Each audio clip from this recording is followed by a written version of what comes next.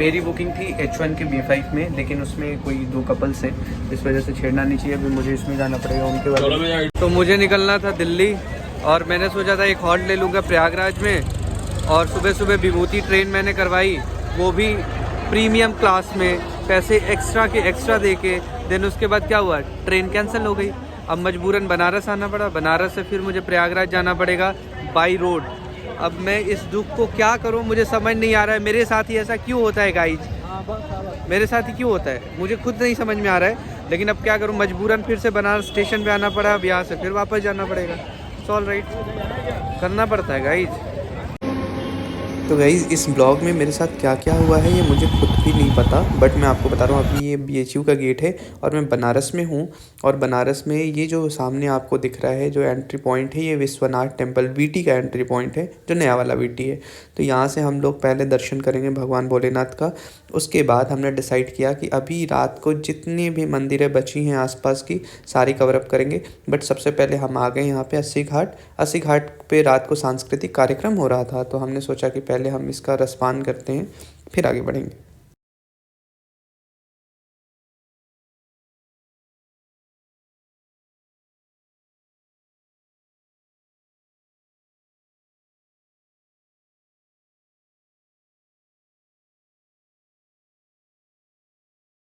बहुत सारे लोग बोलते हैं कि मुझे गंगा आरती देखनी है, बट लिटरली बता रहा हूँ, पिछली बार कोविड में भी आया था तो मैं गंगा आरती नहीं देख पाया था। बट ये पहली बार मैं अपने लाइफ का एक्सपीरियंस कर रहा हूँ गंगा आरती का, और मुझे बहुत मज़ा आया, मुझे बहुत ही अच्छा लगा।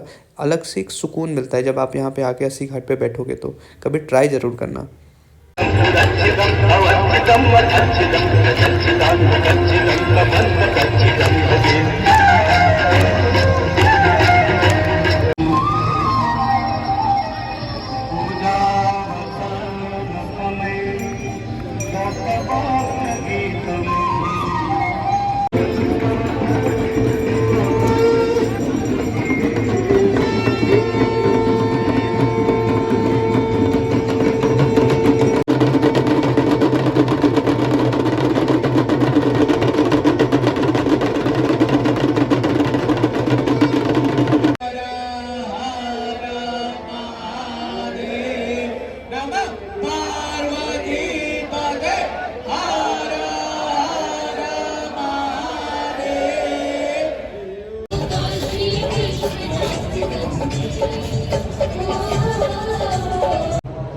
तो भैया रात का टाइम है और रात को हम लोग आ गए हैं। देख लो गलियां ही दिख रही होंगी, लेकिन ये गलियां थोड़ी स्पेशल है।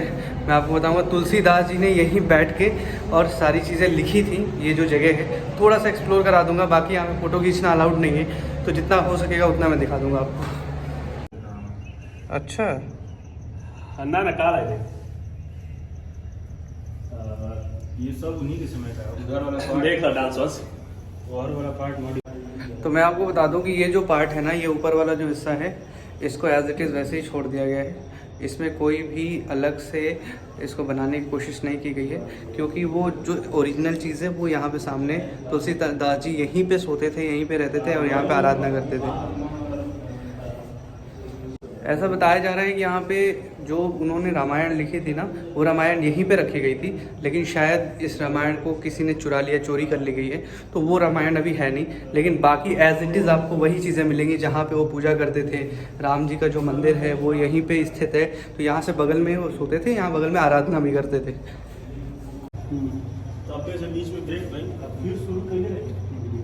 आप देख रहे हो उस टाइम के अकॉर्डिंगली ही ये दरवाजे बने गए हैं, सारी चीज़ें खिड़कियाँ वैसी ही हैं। और कहा जाता है, ये देखो स्टेयर्स कैसे बने हैं। और यहाँ पे ये बताया जा रहा है कि अगर 41 दिन 41 डेज तक अगर लगातार आप यहाँ पे आते हो, तो जो भी मांगोगे वो आपकी मनोकामना पूर्ण होती है। यानी दैट मीन्स कि उसमें कर्म भी लगेगा, ऐसा नहीं है कि सिर्फ फल मिलेगा, कर्म तो करना पड़ेगा डेफिनेटली। तो 41 दिन का समय है आपके पास, अगर आप आना चाहते हैं तो यहाँ आइए, 41 दिन में अपनी मनोकामना पूर्ण करवाइए।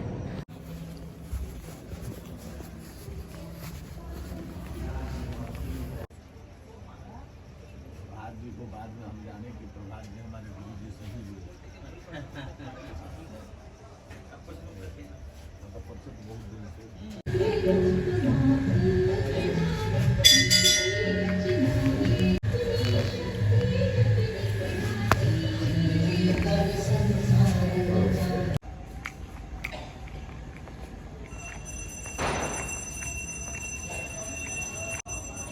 इस मंदिर के बारे में जो चीज़ मुझे पता लगी वो मैं आपको बता रहा हूँ। ऐसा माना जाता है कि जब दुर्गा माँ ने महिषासुर से लड़ाई शुरू करी थी तो एक बार लड़ते लड़ते वो यहाँ तक आ गए थे।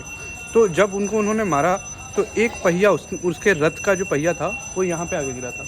एक कुंड है यहाँ पे, अभी दिखाता हूँ मैं आपको। वहाँ पे लोग नहाते भी हैं, वो पूरा कुआं है, कुएं में नीचे जाके लोग नहाते हैं।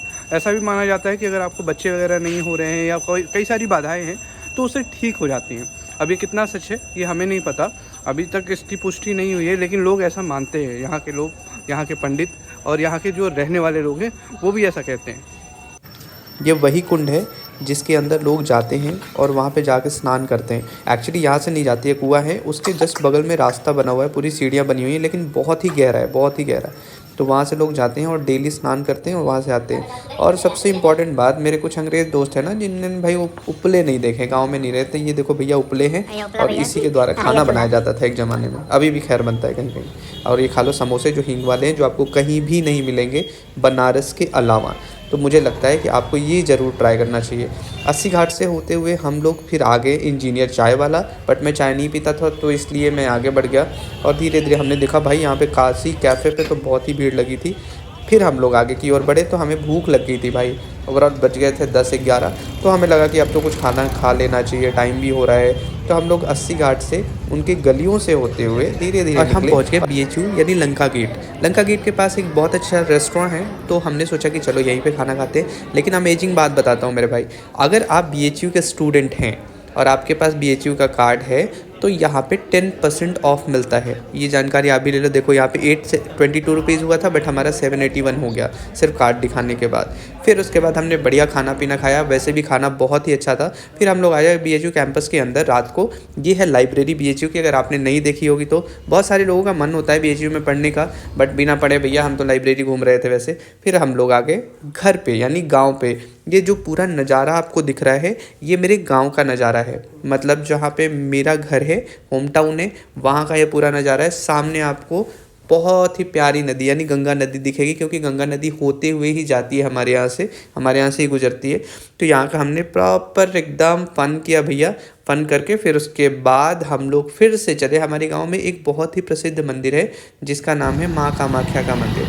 तो मैं और मेरी माता श्री हम लोग निकल गए यहाँ से कि चलो अब हम लोग वहाँ का दर्शन करते हैं, क्योंकि वो बहुत ही इम्पॉर्टेंट है। जितने भी बार मैं जाता हूँ या हर साल मैं जाता हूँ तो मैं वहाँ पे दर्शन ज़रूर करता हूँ।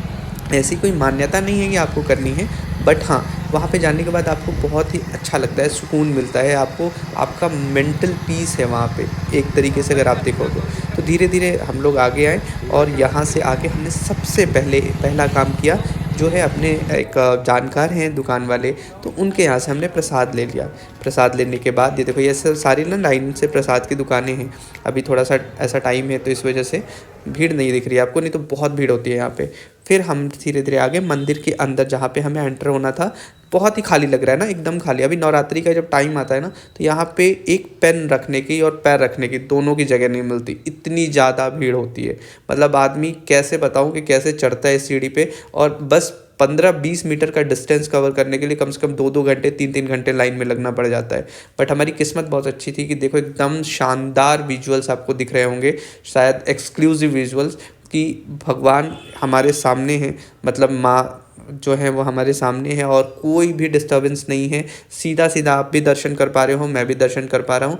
यहाँ पे गणेश जी का मंदिर है और सबसे पहले वो मूर्ति लगाई जाती है, फिर उसके बाद हम लोग वहाँ से भगवान की पूजा करके तब निकले बाहर, वो मैं आपको दिखाता हूँ।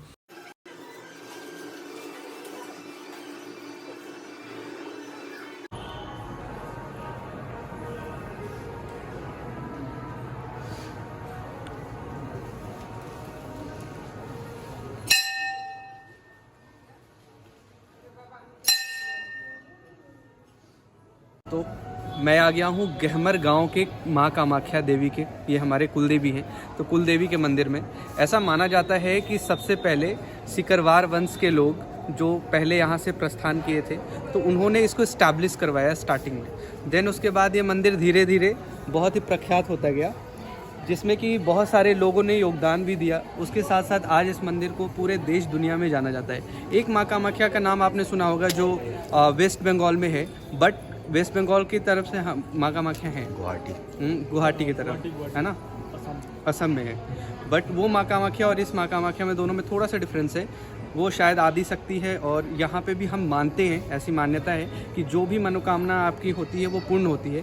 रीज़न एक और मैं आपको बताता हूँ कि हमारे गांव में तकरीबन 10-15 हज़ार से ज़्यादा सैनिक हैं जो अभी कार्यरत है। तो ऐसा वो मानते हैं कि जब वो, मेरे साथ भी एक सैनिक मौजूद है जिन्होंने कैमरा पकड़ रखा है, तो ऐसा लोग मानते हैं कि जब वो वहाँ पर लड़ाई करते हैं ना बॉर्डर पर, तो उनको कोई प्रोटेक्ट करता है उनको सामने से। तो जो प्रोटेक्ट करता है वो हमारी कुल देवी माँ कामाख्या ही है। आप यहाँ पे देख सकते हो, यहाँ पे लाखों श्रद्धालुओं की भीड़ होती है। अभी तो खैर हम लोग शाम को आए हैं इसलिए भीड़ नहीं है, लेकिन यहाँ पे आप नवरात्रि के टाइम पर अगर आओगे तो शायद आपको पैर रखने की जगह ना मिले और आपको दर्शन नहीं मिल पाएगा। तो इसके अकॉर्डिंगली अगर मैं आपको बताऊं तो बहुत सारे लोग ऐसे हैं जो माँ कामाख्या का नाम सुनते हैं और उसके बाद दूर से दर्शन करने आते हैं। तो इसका पूरा एक ग्लिम्स मैं आपको दिखा दूंगा ओवरऑल। और बहुत ही प्यारा मंदिर बनाया गया है, बहुत भव्य बनाया गया है। तो अगर कभी भी आप आते हो तो अगर मैं रूट बता देता हूँ, बिहार जाते समय, मतलब आप यूपी से बिहार की तरफ जा रहे हो तो उस रूट में गहमर गांव एक स्टेशन है, उस स्टेशन पे उतर के तकरीबन 3 से 4 किलोमीटर का डिस्टेंस है। आप किसी से भी पूछोगे माँ कामाख्या का धाम किधर है, आप यहाँ पे आके दर्शन जरूर करिए। जो भी आपकी मनोकामनाएं हैं वो पूर्ण जरूर होगी। Thank you so much.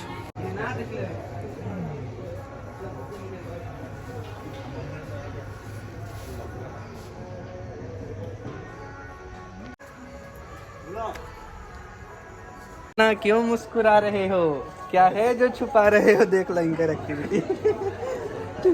तो गाइस ये है हमारे मित्र हिमांशु। तो हिमांशु आप कुछ कहना चाह रहे थे, आप प्लीज़ कहिए। नहीं आप बोलिए, कोई दिक्कत वाली बात नहीं है। मितेश भाई ये भाग रहे भाई साहब, इनकी शादी होने वाली है तो इसीलिए ये मंदिर। मेरी क्या गलती है? गलती है तुम्हारी, तुम ही गलती कर रहे हो। क्या जितने लड़के हैं सबकी शादी हो रही है यार, मुझे छोड़ के। अब मेरा कोई इंटरेस्ट अभी है नहीं वैसे। कोई और पसंद आ गई है? कोई और पसंद का? क्या बोल रहे हो भाई, क्या बोल रहे हो? बचपन से जानता हूँ। तो पसंद ही तो नहीं आ रही है बचपन से।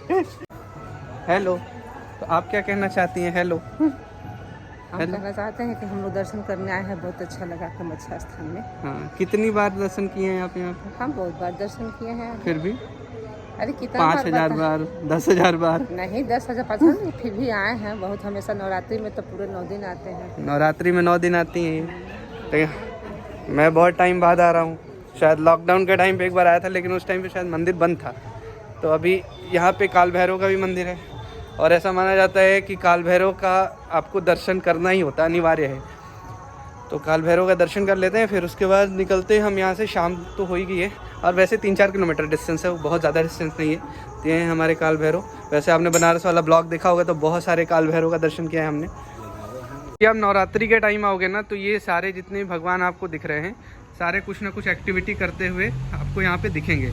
ये सब कुछ चलता है मशीन से, बट अभी तो फ़िलहाल कुछ चल नहीं रहा है। और यहाँ पे छोटा सा बाग है और एक बहुत बड़ा बागीचा भी है, अब इधर नहीं है, वो भी मैं अगर टाइम मिलेगा तो मैं आपको दिखा दूँगा। बहुत बड़ा बागीचा है, वहाँ पे वन है वैसे, तो वहाँ पे उसको डिज़ाइन किया गया है ताकि आप आएँ और वहाँ पे विश्राम कर सकें, घूम सकें, मौज मस्ती कर सकें, पार्क की तरह आप उसको यूज़ कर सकें। एक फाउंटेन भी था, ये फाउंटेन भी चलता है लेकिन कभी कभी चलता है, अभी तो चल नहीं रहा है फ़िलहाल। तो यही है भैया, माँ कामाख्या धाम आप आइए, घूमिए और इन्जॉय करिए। बहुत प्यारा जगह है और मार्बल्स वार्बल्स बहुत प्यारे प्यारे लगे, तो आप उसका आनंद लुत्फ़ उठाइए। 1 मिनट में निकल जाला। तुरंत बस सेलेक्ट कर लगे। तो हो गया भाई, गांव के मज़े ले लिए, अब निकलो यहाँ से। तो निकल गए हम वाराणसी के तरफ और यहाँ से आगे क्या क्या हुआ ये सुनो आप। भाई ट्रेन हो गई है कैंसिल, अब मैं क्या करूँ मुझे समझ नहीं आ रहा है। रुक जाओ, कुछ दिमाग लगाने दो यार, समझ नहीं आ रहा है। अभी देखो फिर से पीछे खड़ी है।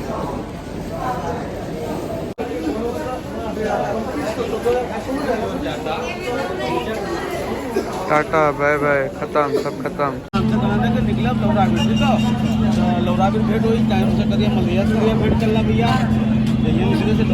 तो मुझे निकलना था दिल्ली और मैंने सोचा था एक हॉल्ट ले लूँगा प्रयागराज में। और सुबह सुबह विभूति ट्रेन मैंने करवाई, वो भी प्रीमियम क्लास में, पैसे एक्स्ट्रा के एक्स्ट्रा दे के। देन उसके बाद क्या हुआ, ट्रेन कैंसिल हो गई। अब मजबूरन बनारस आना पड़ा, बनारस से फिर मुझे प्रयागराज जाना पड़ेगा बाई रोड। अब मैं इस दुख को क्या करूं, मुझे समझ नहीं आ रहा है। मेरे साथ ही ऐसा क्यों होता है गाइज, मेरे साथ ही क्यों होता है, मुझे खुद नहीं समझ में आ रहा है। लेकिन अब क्या करूँ, मजबूरन फिर से बनारस स्टेशन पे आना पड़ा। अब यहाँ से फिर वापस जाना पड़ेगा। ऑल राइट, करना पड़ता है गाइज। इतना ज़्यादा क्राउड था कि कुछ भी नहीं मिल रहा था, तो मुझे मिले सरकारी बस। अब मजबूरी में सरकारी बस में बैठ के आए हैं भैया, प्रयागराज पहुँचे। प्रयागराज से बाद ये देखो, ये अपने आप नीचे जा रहा है भाई, पता नहीं कौन सा भूत है वो। उसके बाद मुझे ट्रेन मिली। खैर ट्रेन मिलने के बाद फिर मैं जाके अंदर बैठा, लेकिन बैठ भी तो नहीं पाया। बैठने से पहले तो इतनी सारी चीज़ें हो जी, आप खूब देखो ना कि क्या क्या हुआ है मेरे साथ यार। क्या क्या इतना गलत कैसे हो सकता है। सो रहे हैं, फिर छोड़िएगा।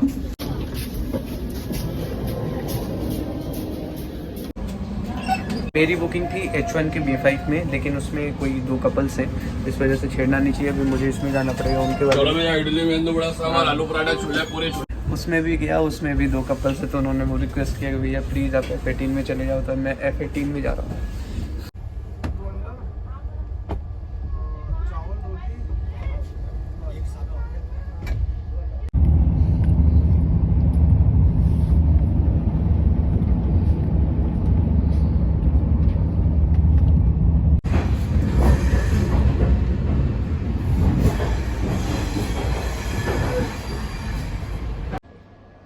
8-10 घंटे के सफ़र के बाद हम पहुंच गए हैं आनंद विहार टर्मिनल। ये पीछे है और मैं भी बैठा हूँ। सब खाली हो गया है भाई, बस सभी उतरने की बारी है। सामान रख लिया है, अब धीरे से उतर जाएंगे, फिर कल से मजदूरी शुरू। तो बाय बाय, टेक केयर, मिलते हैं एक नए ब्लॉग के साथ। भैया भगवान को अभी भी चैन नहीं है। क्यों नहीं है वो देखो। यहाँ से मैं आनंद विहार से निकला। मुझे लगा कि अब मैं मेट्रो पकड़ के जाऊँगा तो टाइम लगेगा, तो उससे बेटर है कि मैं कुछ बुक कर लेता हूँ। तो मैंने ऑटो बुक कर ली। जैसे ही ऑटो बुक करी भाई साहब, एक तो सामने जाम, चलो इसको भी चल लिया, लेकिन ये ऑटो ही ख़राब हो गई यार। अब ऑटो वाले को लेके जा रहे हैं, पहले धक्का दे के कि पहले ऑटो बनवाएं फिर उसके बाद घर जाए। अब ऑटो बनवा रहे हैं बैठ के भैया, ऑटो बनवाया फिर जाके आज घर पहुँचे। अलग ही हो गया भाई, अलग ही लेवल है। Bye bye, take care.